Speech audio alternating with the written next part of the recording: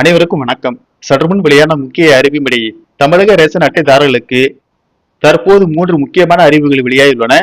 அதன்படி அவர்களுக்கு பொருட்கள் வழங்குவதில் புதிய மாற்றங்களும், மேலும் அவர்களுக்கு உதவித்தொகையும், மேலும் புதிய சலுகைகள் கொண்டு வரப்பட்டுள்ளன. இதை பத்தி விரிவாக நம்ம வீடியோல பார்க்கிறோம். வீடியோவை கடைசி வரைக்கும் ஸ்கிப் பண்ணாம பாருங்க. வீடியோக்குள்ள போறதுக்கு முன்னாடி இந்த வீடியோக்கு லைக் பண்ண பிரஸ் பண்ணிக்கோங்க. இந்த சேனலுக்கு முதல்ல வரீங்கன்னா சப்ஸ்கிரைப் பட்டனை பிரஸ் பண்ணிக்கோங்க.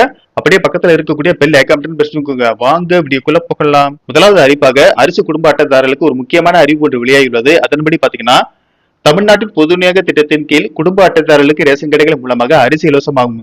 துவரம்பருப்பு, சீனி, கோதுமை, சமையல் எண்ணெய் உள்ளிட்ட அத்தியாவசிய பொருட்கள் மலிவு விலையில் வழங்கப்பட்டு வருகிறது.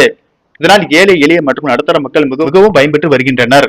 இந்த நிலையில் மத்திய அரசு அந்தியோதய அன்ன யோஜனா திட்டத்தின் கீழ் ஏழை குடும்பங்களுக்கு 35 கிலோ உணவு தானியங்களை இலவசமாக வழங்குகிறது.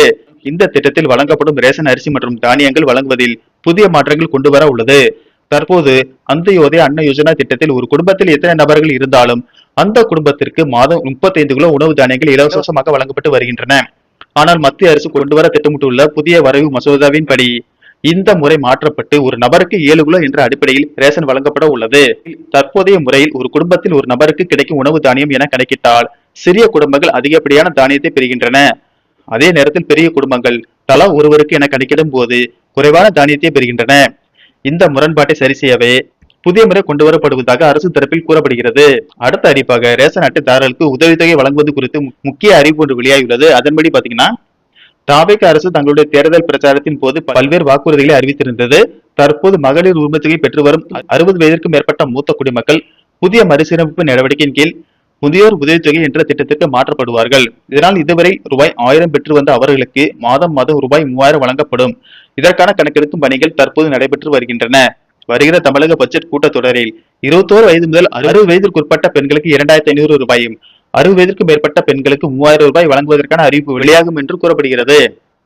அடுத்த அறிவிப்பாக தமிழக அரசு ரேஷன் கடைகளில் புதிய மாற்றங்கள் கொண்டு வர பல்வேறு அதிரடி நடவடிக்கைகளை எடுத்து வருகிறது.